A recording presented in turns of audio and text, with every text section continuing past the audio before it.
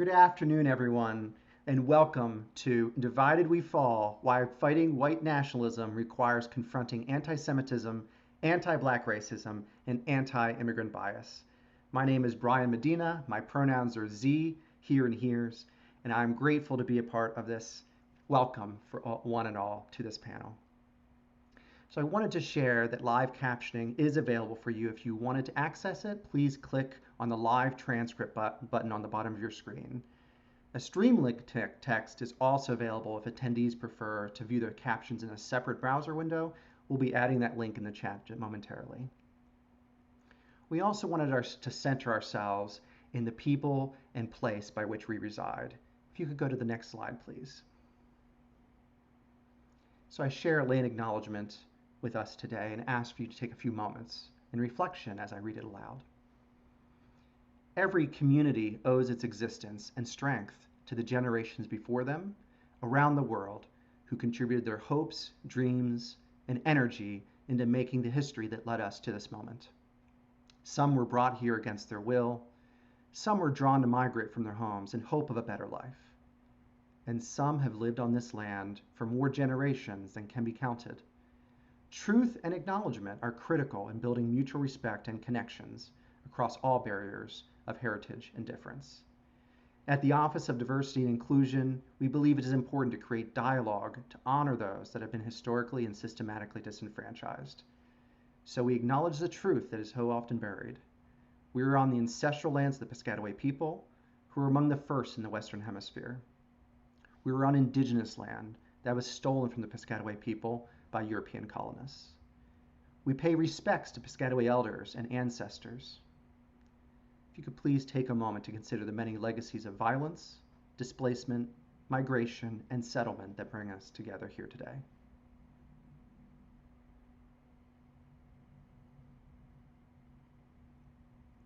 Next slide, please. We also wanted to thank those within the community who made this possible. And so you see here on the screen many committee members, faculty, staff, students, local members who have really contributed to making this series possible. This is the last of our series, and we're grateful for all of your work to framing our conversations and allowing us to have this today. We're also so proud to be partnering with our colleagues at the College of Arts and Humanities and the Meyerhoff Program and Center for Jewish Studies to present this series on Jewish identity and anti-Semitism. Today's program is the fourth and final in this series. So if you missed the earlier three, you can find the recordings on our ODI YouTube channel.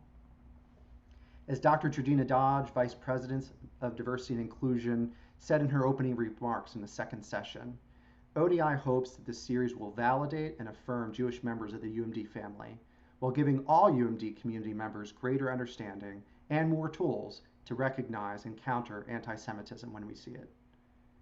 So to get today's session started, I'm going to hand it over to our moderator for the day. Dr. Maxine, or Max Grossman, is the director of the Joseph and Rebecca Meyerhoff Program and Center for Jewish Studies, and Associate Professor of Jewish Studies. Thank you, Max. Thank you so much, Brian. As director of the Meyerhoff Center and a member of the faculty of the College of Arts and Humanities, I'm grateful to have an opportunity to be part of today's panel. Our three panelists bring a mix of perspectives, experience, and expertise to today's conversation. I'm excited to learn with and from them today. Scot Nakagawa is the co-founder and co-director of the 22nd Century Initiative, a national strategy and action hub in the movement to defeat authoritarianism and limit the power and influence of white nationalism in the US. Scot is a past fellow of the Open Society Foundations and senior fellow on nationalism, authoritarianism, and Race Forward, the Center for Racial Justice Innovation. Welcome, Scot. We're glad you're here. Dr. Benjamin E. Sachs is the Jewish scholar at the Institute for Islamic, Christian, and Jewish Studies in Baltimore. He's an experienced professor, university administrator, scholar, award-winning teacher, public speaker, and practitioner and facilitator of interreligious dialogue. Welcome, Ben. Good to have you here. And my colleague, Deepa Iyer, who is a lecturer in the School of Public Policy, is Senior Director of Strategic Initiatives at Building Movement Project, where she builds projects, resources, and narratives that support nonprofits and individuals engaged in transformative movements for progressive social change. Welcome, Deepa. I'm going to start us off today by talking about a terrible day that took place about 3.5 years ago. On October 27th, 2018, a white nationalist killed 11 people during their Shabbat morning religious services at a synagogue in Pittsburgh. Prior to the massacre, the shooter posted on social media, "Highest likes to bring invaders in that kill our people. I can't sit by and watch my people get slaughtered. Screw your optics, I'm going in." Highest, the Hebrew Immigrant Aid Society, is a Jewish nonprofit that helps resettle immigrants, especially refugees, in the United States. So to spell it out here, this white nationalist shooter killed Jewish people while they were praying because he thinks immigrants are killing white people. And though this man acted alone on that day, the ideology he articulated is not the product of one mentally ill mind. Rather, it is an old and unfortunately well-trafficked constellation of hatred and conspiracy theories.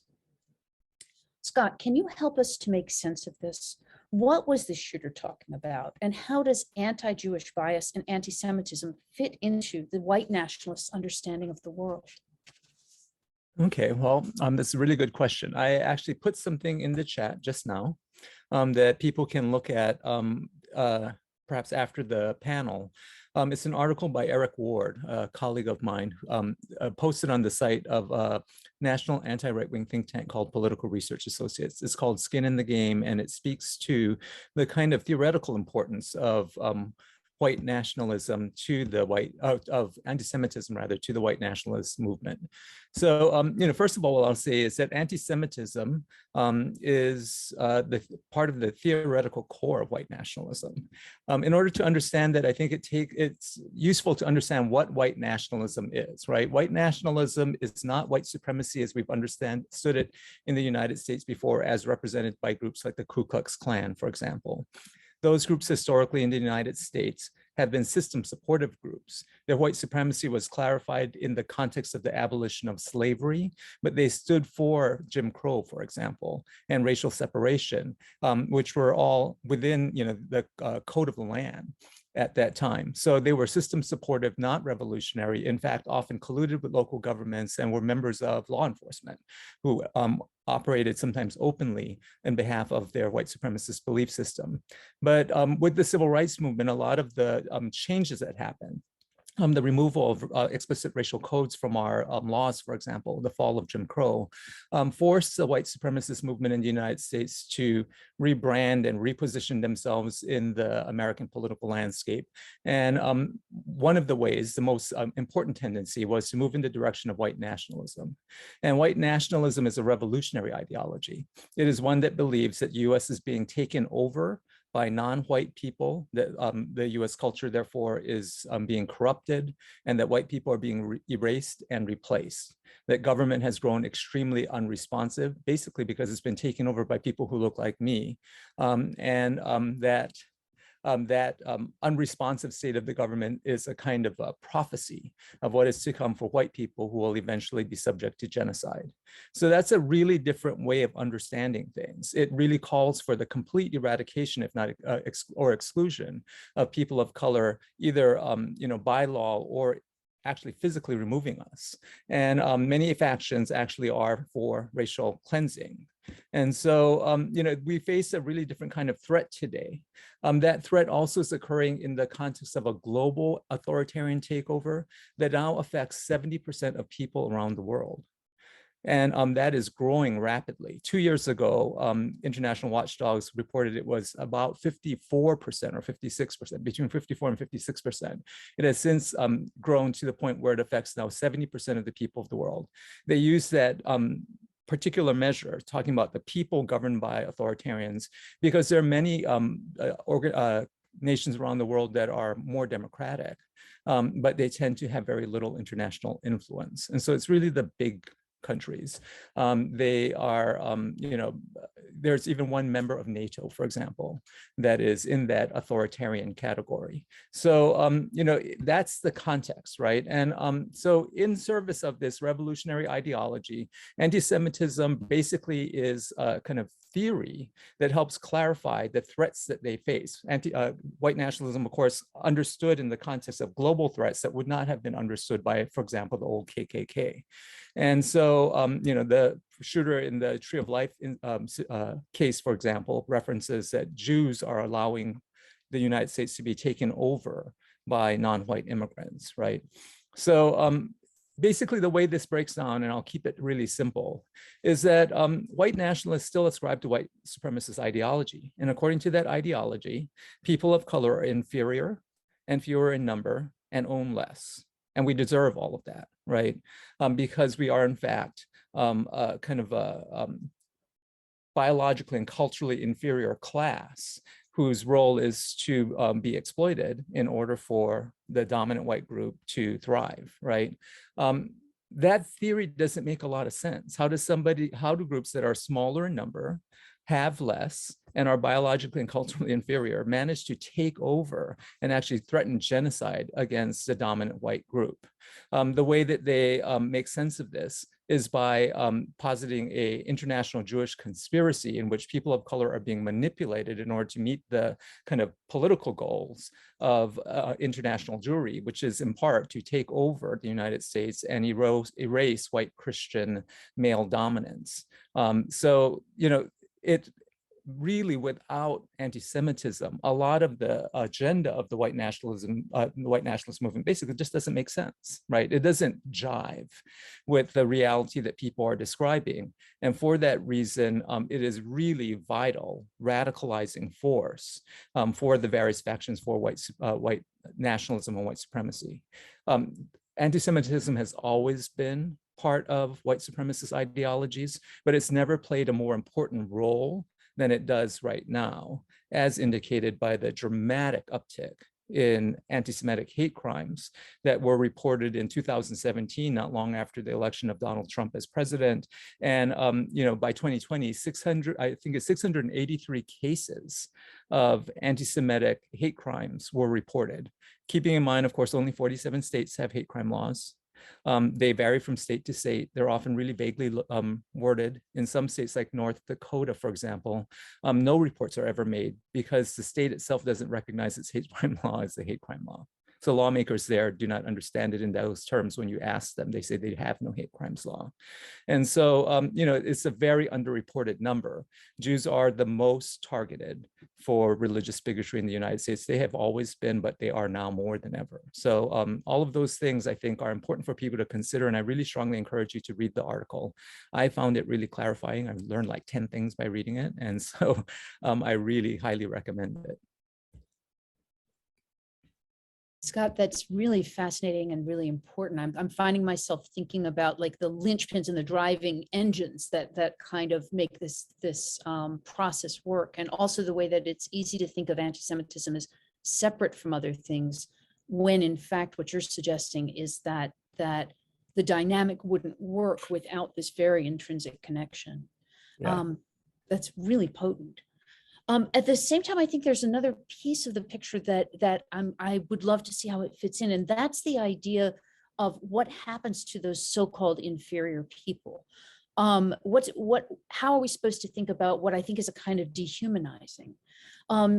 Ben, at the Institute for Islamic, Christian, and Jewish Studies, my sense is you've done some thinking about precisely that piece of this picture that Scott's introduced us to, the intellectual and psychological processes that allow the kind of othering and dehumanizing that Scott was just talking about.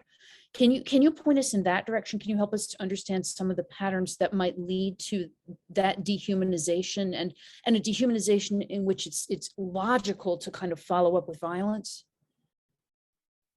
Yeah, sure. So at our institute, we do focus on interreligious dialogue, but dialogue is obviously a complex word. And that when we converse with one another, we have to operate within the asymmetries that Scott just described. that the dehumanizing element of the politics and the history and the culture also are in quotidian language in everyday life. So for instance, just embedded in our everyday language are certain dehumanizing traits, not just toward Jews, but really toward any minority in a white supremacist culture or a patriarchal culture in which you have the hegemony of male operated language, which is somehow akin to reason, and then all other forms of language that's akin to emotion or irrational. And that also includes women who are not a minority, but are treated such in such an environment.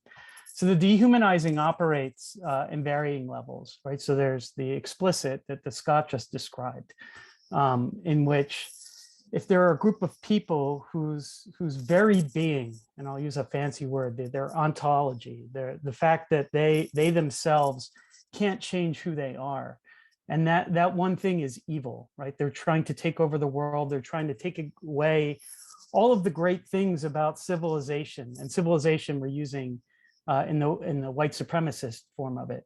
You know, democracy and reason come from white people, and these minorities are trying to take it away from us, not because they don't see the benefits of it. It's that they're incapable of seeing the benefits of it because of their very being.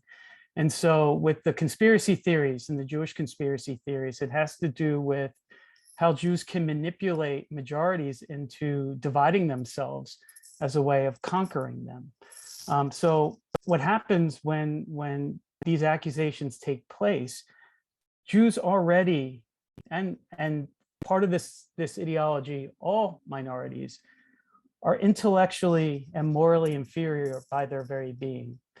And so what ends up happening in terms of a hierarchy of people, they're evil, right? So they're doing something that they can't control. And sometimes violence is necessary, right? In the way that they're seeing this. And this has very ancient roots. You know, Martin Luther in his 1543, and I hate to do a quick history lesson, but it is important. His 1543 treatise on the Jews and their lies, he espouses a lot of these anti-Jewish and anti-Semitic ideas, but he adds something interesting and damaging. It's not that they're just evil, but we're evil if we don't do anything to stop them. And so he's the one that coined the phrase that we need to burn down their synagogues. We need to burn down their books of law. And it's not an accident that Kristallnacht in 1938 was also on Luther's birthday. And people were screaming in joy in this country and in Europe that they're finally seeing Luther's ideas come to fruition. But there's a spectrum of how these hateful ideas sort of manifest in everyday life. There's soft hatred and the more explicit hard hatred. So in our work, we actually focus more on the soft hatred, the soft Islamophobia, the soft anti-Semitism, the soft racism, in that if you were to call somebody a racist, they would want to push back and say, no, I'm not, because they know that racism is wrong. And so an example that we like to give in sort of the dehumanizing element of it is that everybody walks out her or his door every day with a certain expectation of the day. If you're in a majority culture, you expect to come home unchanged, and that there's no body armor that you need to put on physically for your body or for your mind, in the sense that the world is oppressive to you. And so what you go on through, how you live your life through the day, it's sort of navigating all of the, we call them microaggressions, but they're more than that. These are attacks on your sense of self and security. If you're in a position that you've never experienced that you're actually in the position of power, and that you need to sort of understand where you are in this pantheon of power, and trying to understand the dehumanizing elements of everyone around you. And it's a very difficult learning process. But what happens is that when you ask people about their identity, their authentic identity, their authentic story, the dehumanizing element comes when your own authenticity has been taken from you, right? So whether you've been taken from another land, whether you've been denied an identity based on how people perceive who you are, it becomes inauthentic, it's distorted because your identity is in relation to how people view you. You don't have the privilege of just stating who you are. You also have to combat and defend yourself against the perceptions. And it takes on the added level that any act that you do, whether publicly or privately, becomes representative of a whole, that you're beholden to an entire community in each individual act. That is a form of violence that I don't think people fully understand in how people live their everyday life. So at the Institute, we do try to find ways to help people, especially in white mainline churches, to understand a certain, say, white Christian privilege in these spaces, and to trying to find more equitable language to be more accommodating to the violence and dehumanizing elements of minorities in everyday life. And I find that really powerful. And one of the things that especially makes me think of is that nobody wants to be a bad guy. Nobody wants to say, oh yeah, I abuse people or I oppress people. But there's a difference, I think, between like wanting to be nice or even wanting to be good and actually understanding what you're describing, which are these structural realities that are part of the system, and that it's possible to experience as invisible if you're in the privileged side of things. That really makes me think a little bit about a question that I wanted to ask Deepa. Deepa, you teach, write, and organize to understand and spread the power of solidarity in fighting bias and shaping a more just society. So in light of the things that Ben is saying, I would be really curious to hear you talk a little bit about what you might call the why of solidarity. Aside from individual empathy or sympathy in the wake of violence, why should non-Jews care about anti-Semitism? Or more broadly, again, aside from that same sense of interpersonal kindness or humanity, why should anyone care about the oppression of groups that they don't belong to? Thank you so much, Max, for that question. And I just wanted to thank the organizers for putting this together. I actually have a couple of slides that I wanted to share, if that's okay, that I hope will answer your question. So I wanted to just start, and Max, could you just give me a thumbs up if you can see my slides? Okay, great. All right. Here we go. So I just wanted to start by sort of sharing kind of my point of entry into this conversation. I work at a national nonprofit called the Building Movement Project, which supports organizations that are committed to social change. And there I run a project on solidarity practice. And a lot of what you're going to hear and my work is based on 20 years of working in immigrant justice and racial justice movements, particularly with South Asian, Arab, Muslim, and Sikh communities in the 20 years after 9/11. So a lot of this is based on that work. So I just wanted to be clear about what you're hearing from me. So you asked sort of why should we care, right? Why should we care about issues and communities that perhaps we don't belong to? Well, the bottom line is that we are facing unprecedented attacks right now on the rights and livelihoods and bodies of people across the board. Clearly, what we saw last night should be yet another alarm about where things are headed as we think about the demise of Roe v. Wade. But everywhere you look, right, we are seeing these attacks on people based on the way that they look, what they believe, etc.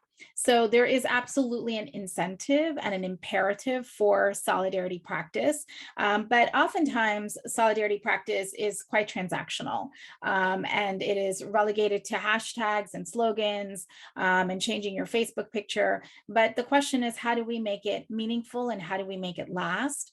We often say that solidarity is a verb and a strategy, not really the outcome, right? It's the how we do things that matter. People engage in solidarity for all sorts of reasons, everything from catalyzing the power of the racial demographic changes in this country right now, to strengthening various social movements, to addressing racism within our own communities.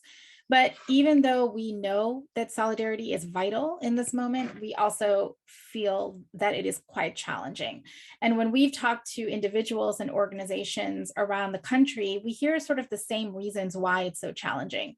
People talk about a lack of trust, that they don't have strong bonds and relationships with each other. People talk about the fact that if I work on, your issues, then I can't pay attention to mine. And there are so many things happening in my community, right? And I don't want to dilute them. Folks talk about how in today's movement culture, things are really toxic at times, with cancel culture and with condemnation if you don't have sort of the most purity in your politics and your statements, right?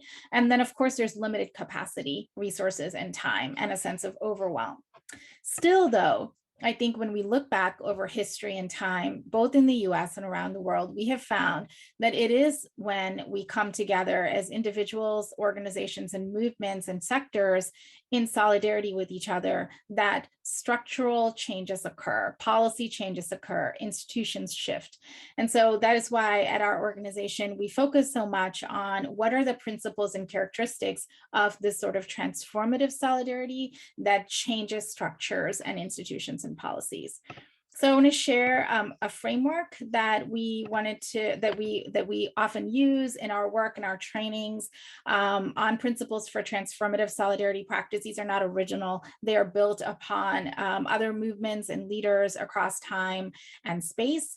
There are 6 principles we often talk about that are both values and actions. And I'm not going to read you like the definitions for each of these, but I'll quickly go through them, and I'll do so through the standpoint of addressing antisemitism in particular and what it means to come in solidarity.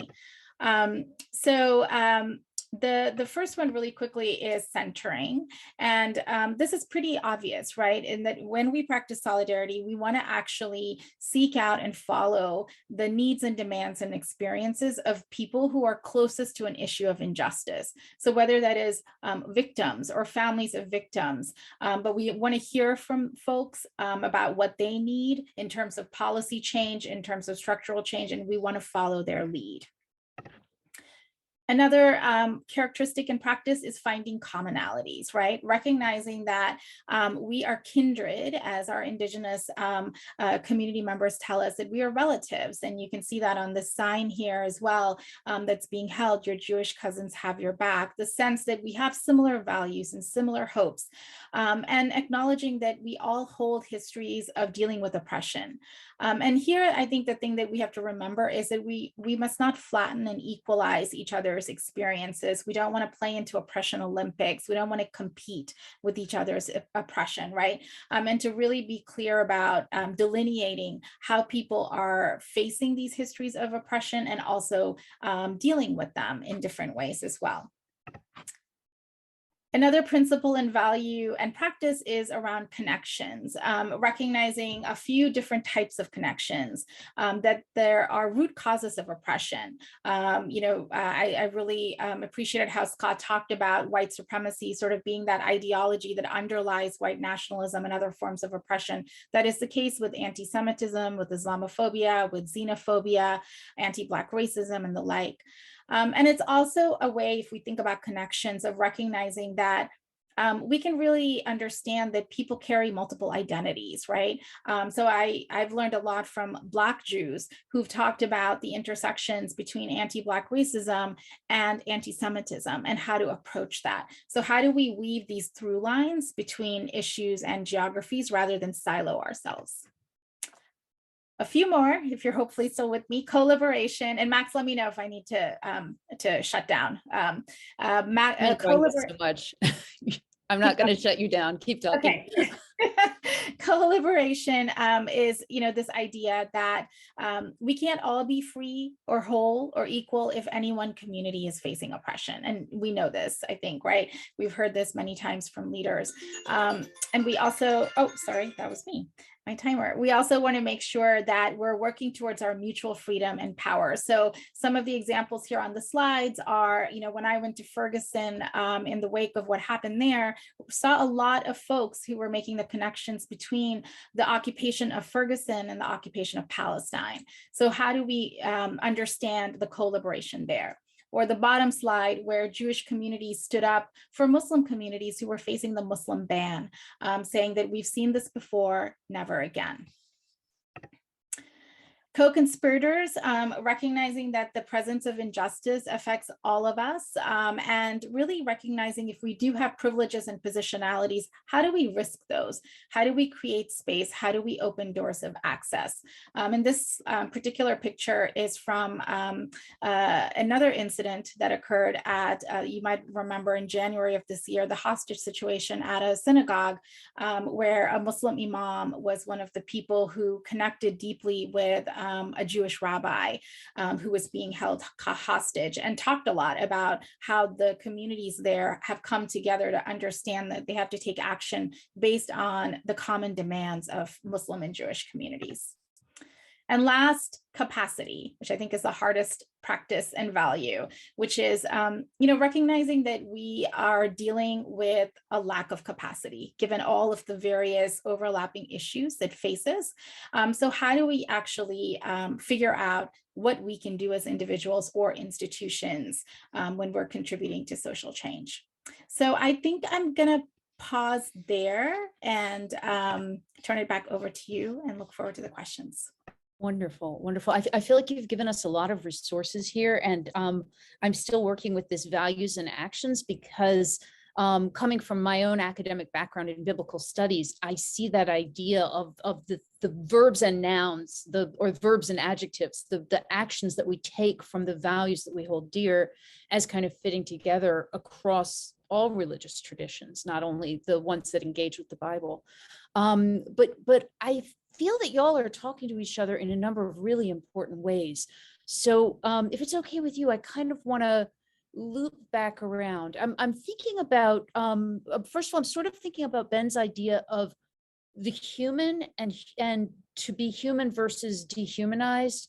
And Scott's observation, Deepa, as you pointed out, that we can't think of this as individual experiences, that if every single microaggression were the only microaggression, that people in non-majority or non-dominant populations would just constantly be re-experiencing these massive traumas, as opposed to developing a kind of level of pain with respect to those traumas and then having them re-stimulated in very intense ways. But I think that there's a sense that when somebody from a powerful population or majority population does something horrible, it's easy to go with, oh, they were disaffected, or oh, they had problems, or the bad apple kind of theory. And Scott, you suggested that there's a whole structure here. And I think when we think about the tensions between what it means to be human and how easy it is to dehumanize some people, particularly when you have power, that this idea of an underlying structure is really important to keep in mind. So I don't know if I've woven together a question here, but all three of you have helped me to think, and I'd love for you to tell me how you think we negotiate it was one bad apple, as opposed to a recognition of structure, in light of this huge capacity to dehumanize anyone who's not part of, my dominant power. Scott, would you maybe like to sort of take on a chunk of that and then pass it on to whoever of the three of you feels like an appropriate next? I'm not sure if there was a question there, but there was a lot of deep feeling and thought there. Yeah. Well, yeah, I could take on part of that. feels to me like there are two questions in there, right? One is what we're seeing now in the way of white nationalism and other kind of white supremacist ideologies being articulated through violence and harassment and exclusion, an outlier thing or something more endemic to life in the US, right? And then the second part of that is, what does it mean that one group, not our group perhaps by name, is being attacked, in this case, Jews? How does it impact me as a person of color or a person in general in society who shares society with Jewish people, right? So the first thing I would say is that, you know, we should keep in mind that the United States, while it is, at least in word, if not always in deed, a civic nationalist country, in other words, a country ruled by laws and not by men, as people like to put it,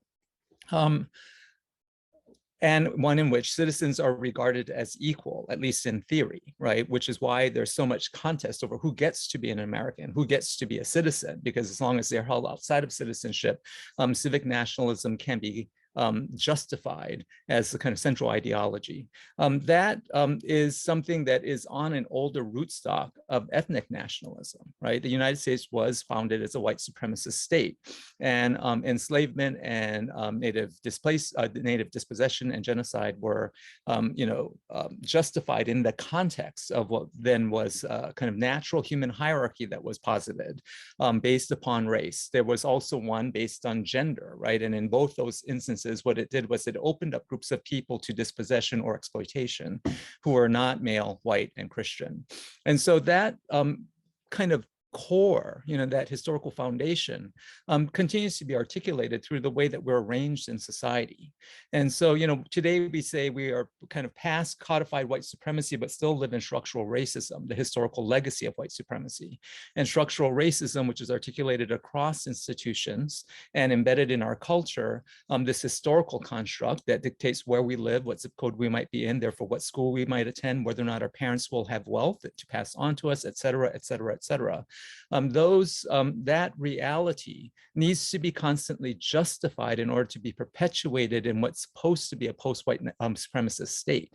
Whatever the justifications are, whether it's even just as much as it's complicated or white people will react badly to efforts to win equity, those become the way in which white supremacy gets articulated, even without that intent. Right.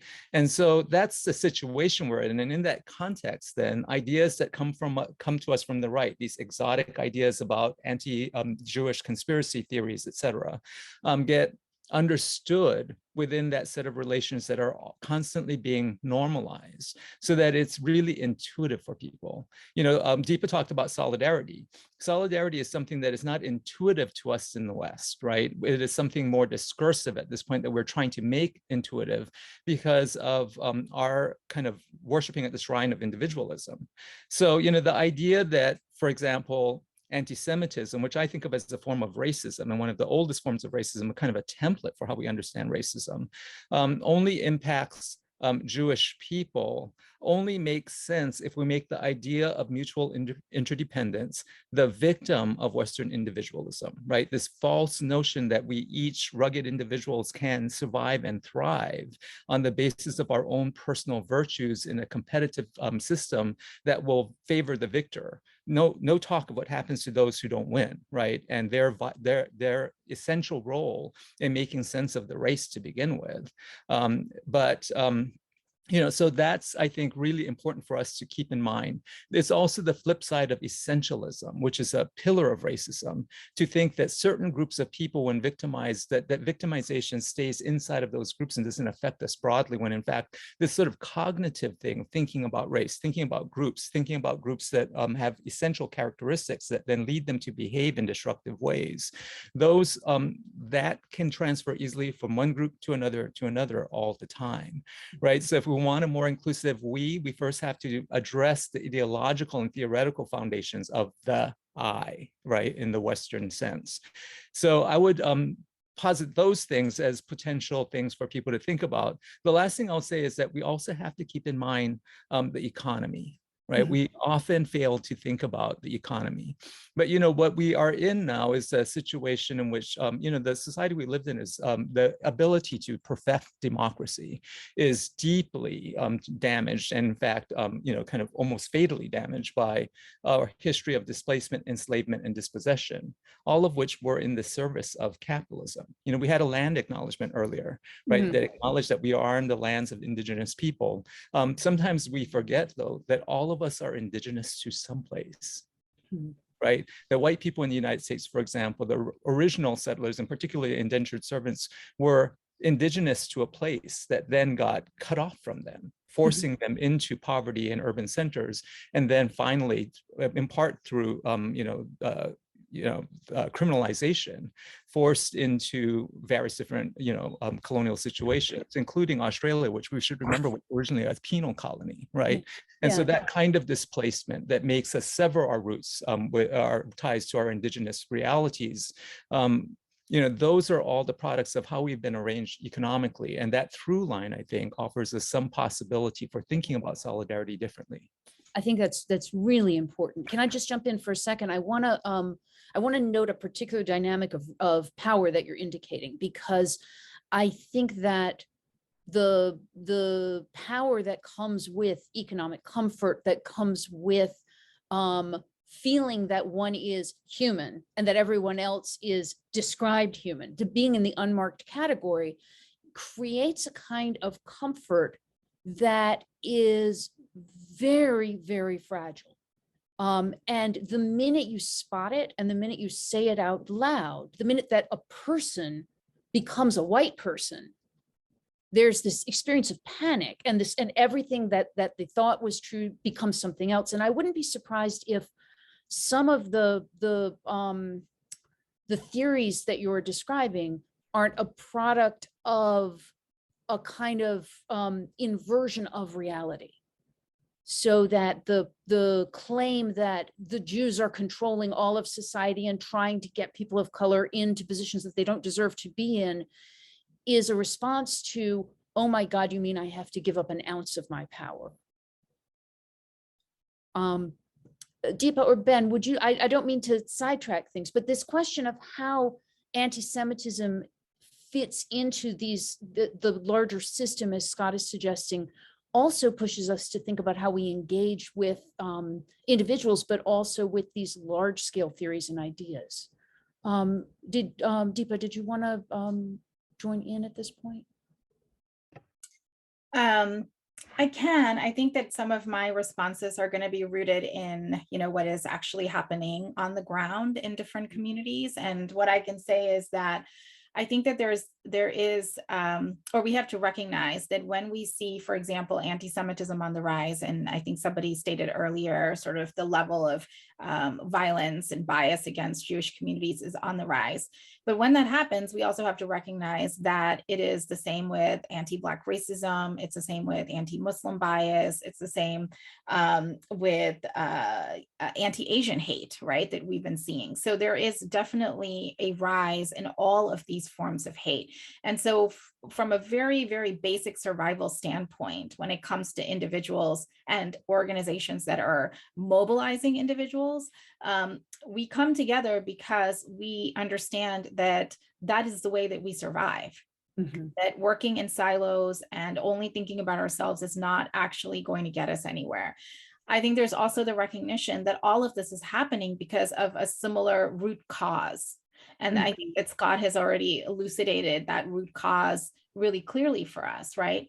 And then I think a third reason that we come together is because we want to build power, and we want to actually live in communities where we have joy and healing and solidarity together. And I think all of those three motivations are present when you look at the ways in which different communities are coming together now. They're coming together to build power, they're coming together to survive, and they're coming together because it is possible to envision a different world.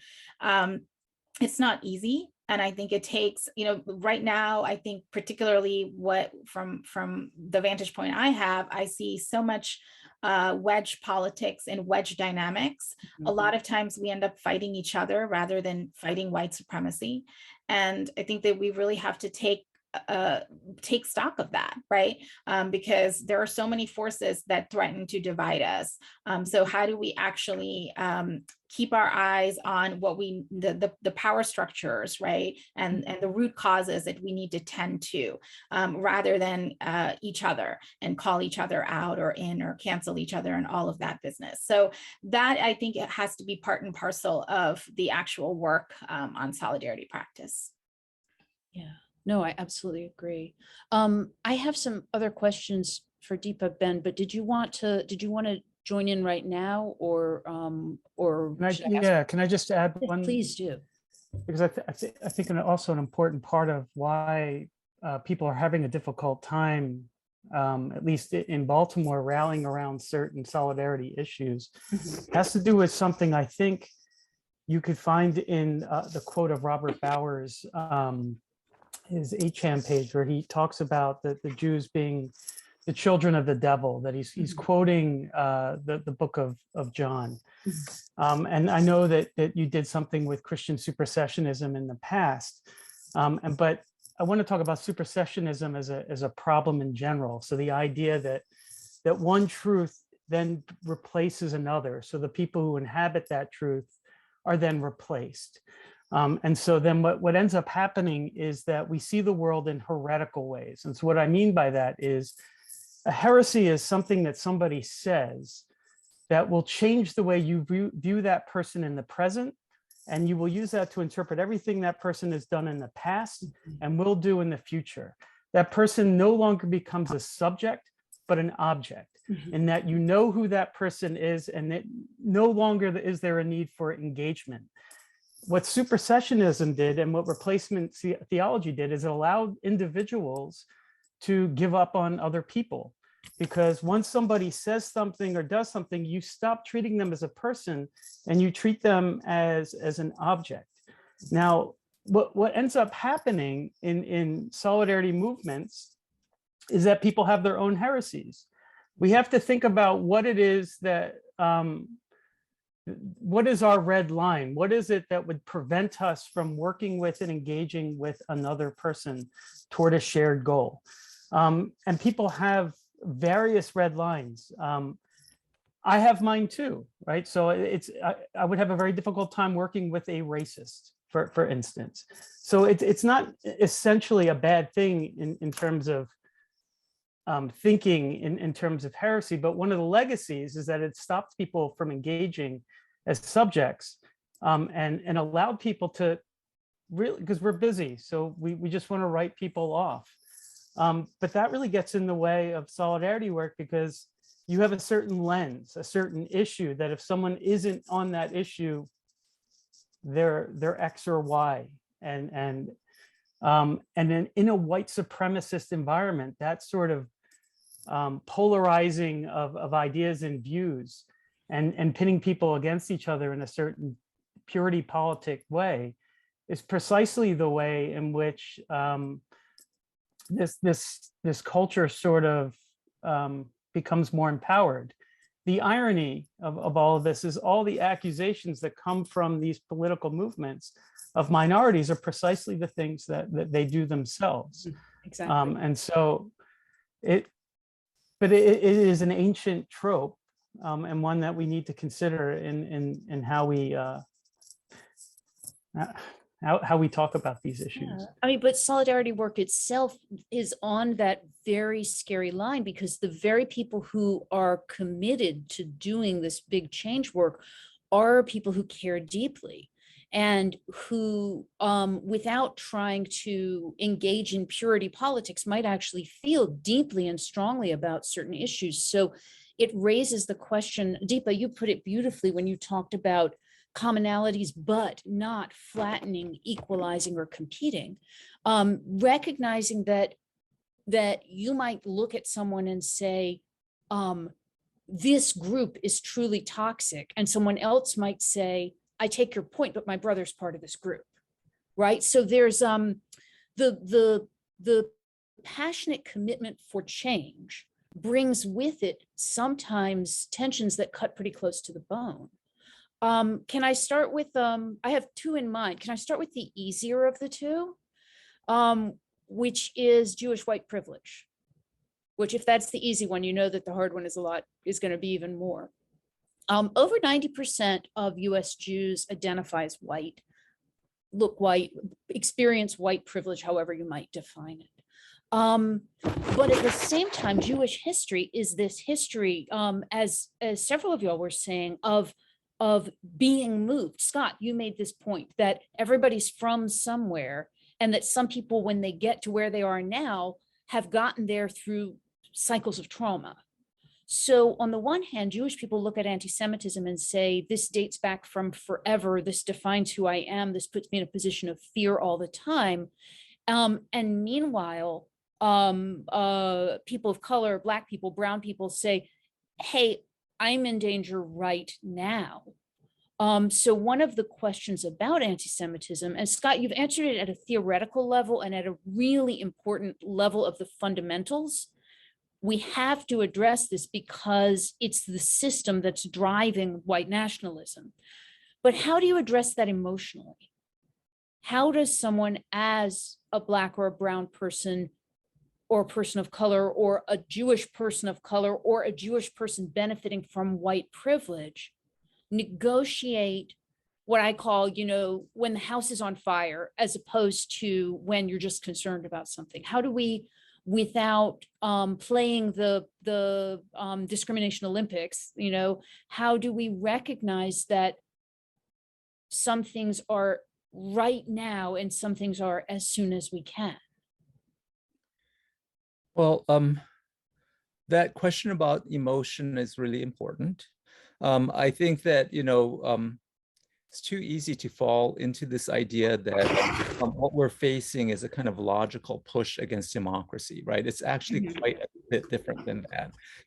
What we're seeing is that the white nationalist push and other authoritarian pushes are really rooted in a kind of emotional state that people are, and the emotions that they're experiencing are made sense of in the context of structural inequality, right? So, for instance, people often talk about how white people right now are facing precarity and status threats and all of these other things, and therefore are reacting in the way they are. But only one group, it's not only one group that is facing all of those problems. Everyone's facing greater precarity. Everyone's facing the effects of climate change. Everyone is, all of those things are happening to everybody all the time.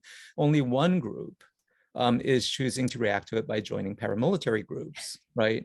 And only one group has, decided to try to, or a significant number of them have decided to try to topple democracy. I say a significant number because we should keep in mind that progressive white people, and particularly progressive white women, are a very important part of a pro-democracy coalition that we need, right? But only one group is making those kinds of choices and sees status threat in a way that is retaliatory, right? Other groups that have forever been basically shat upon have not made those same kinds of choices. So in that context, it's very hard to be compassionate. It's very hard to see people as people, but it is really important that we do, because what we're facing is not as much a people problem as it is a problem of structural inequality, of extreme wealth inequality, for instance.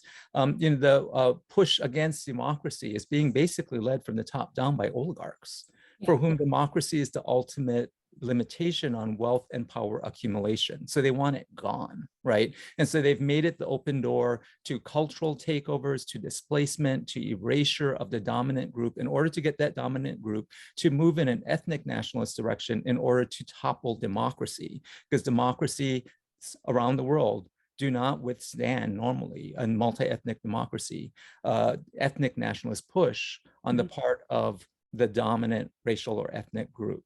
Instead, what happens is those states generally fail, right? And they fail not just because of that group reaching for power in that way, but because of the way the rest of us are reacting to similar conditions and also to reacting to them, right? By becoming much more particularistic, which causes us to become more subcultural. And that subcultural, everyone who has my back and only those who have my back are with me idea has another kind of effect that people are learning about more and more, which is that it makes people more prone to stereotyping and demonization of other groups, and very importantly, more likely to overestimate their own power and influence, including the power to keep themselves safe within those subcultures. And so they tend to disengage. So, we should be having a debate about nationality right now. Without a shared sense of nationality, we can't hold together a reasonable safety net, for example. But instead, people have disengaged from that idea because the idea of nationality has become so toxic to so many of us. And so in that toxic mix, the emotions that people are feeling, then as they are being justified by others, ends up having this kind of impact, right?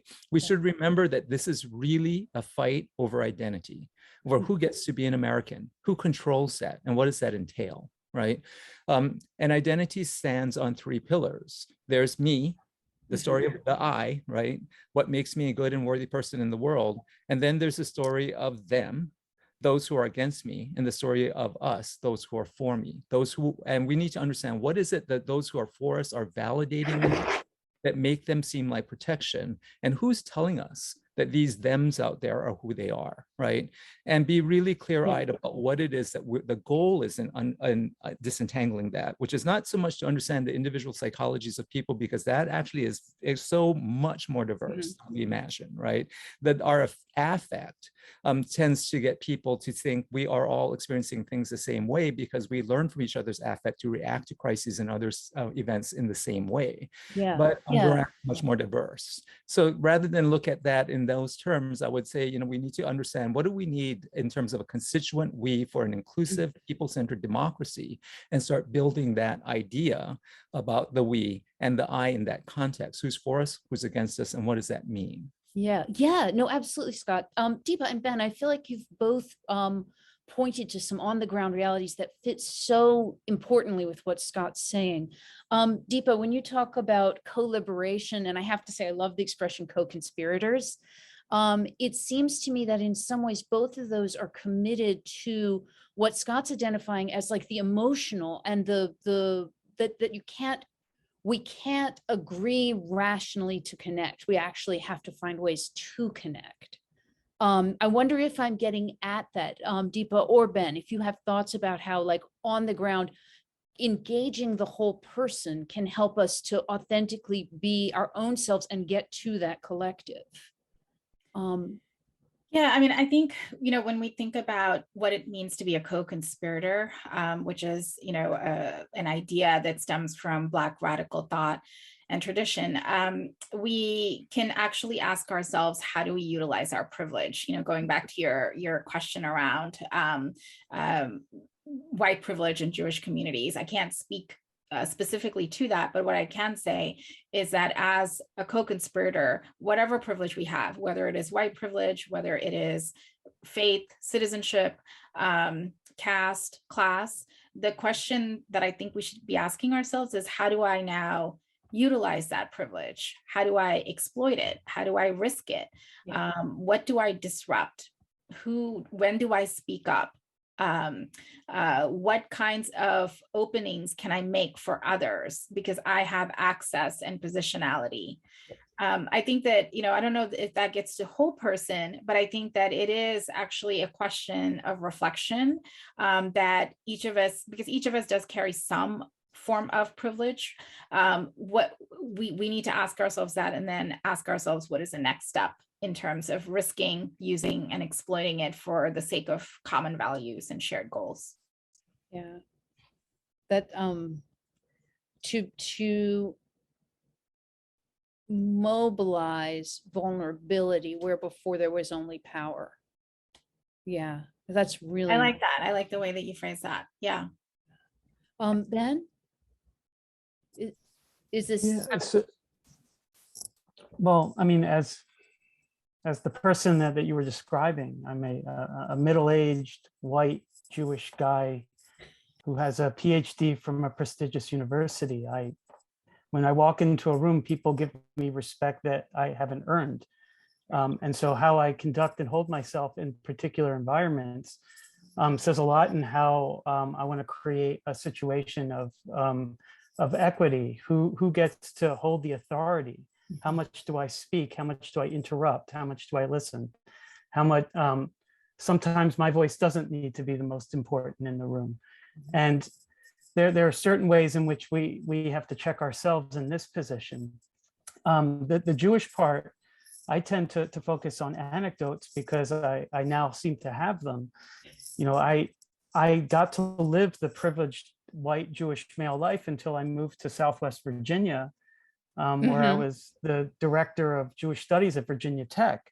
And no longer was I an interesting person that had a lot of adjectives to my identity. My identity became controlled by other people. I was simply a Jew. And there was a certain feeling of, a certain frustrating feeling that I had, that I could no longer explain the nuances of my sense of self. It was taken from me, and I felt under threat.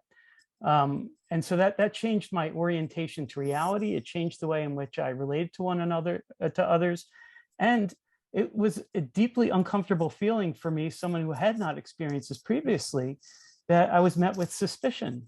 Right. Yeah. So when people found out that I was Jewish, it was as if I was holding that back, that I was being subversive, that I could be a part of a majority culture until someone decided I was not. And now in Baltimore City, the reverse is true. I have a great deal of power, a great deal of privilege. I can go anywhere without that level of suspicion. And so when I go into Jewish environments to talk about about anti-Semitism and the range of anti-Semitism, I want to focus on the fact that when we have communities and communities of solidarity in urban settings or in suburban settings, that we still occupy an important place of privilege, and that we have to lean into that privilege in certain settings to avoid the persecution Olympics, but also recognize that our identity may change in a different setting, and that's a product of a white supremacist culture, that in some places I can have more privilege than others, and that it's a spectrum. But I think what ends up happening is that I that Scott is talking about, and the we and the them, my goal is to try to make it more amorphous. Does every we need to imply a they? Does my identity necessarily have to negate another? And in an environment in which white supremacy reigns, the answer is always yes, my identity has to negate another. To try to change the conditions for that requires giving up some power in certain circumstances that most people aren't willing to do. And so you have to model it in a variety of ways.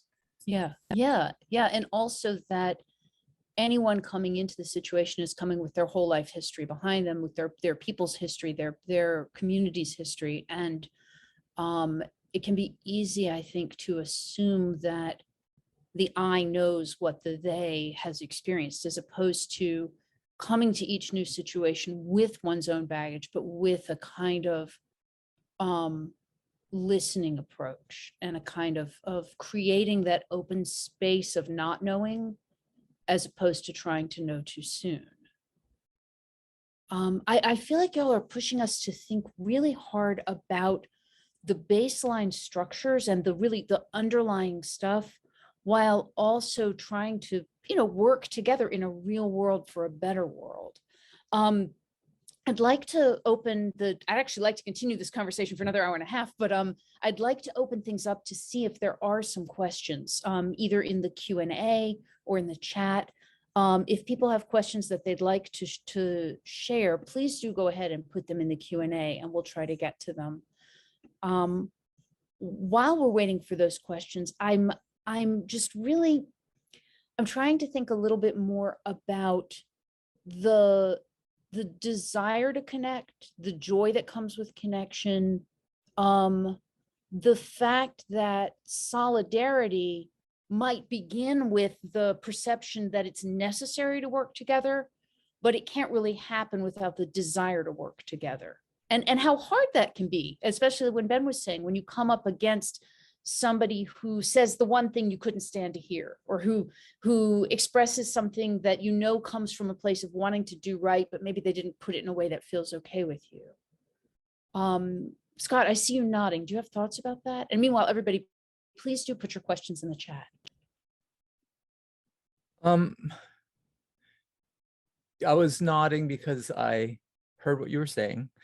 What my mind was on was that question of privilege, though. And so I could speak to that just a little bit. I think it's really important that people understand privilege for what it is, because I think we sometimes give it too much power, right? That privilege is not the same as power. It's conferred on us by people with power in order to secure that power, right? And so certain groups of people are conferred certain types of privileges, even if they may be part of the exploited classes. And I think that that's really important to keep in mind. Privilege is also fundamentally divisive for that reason.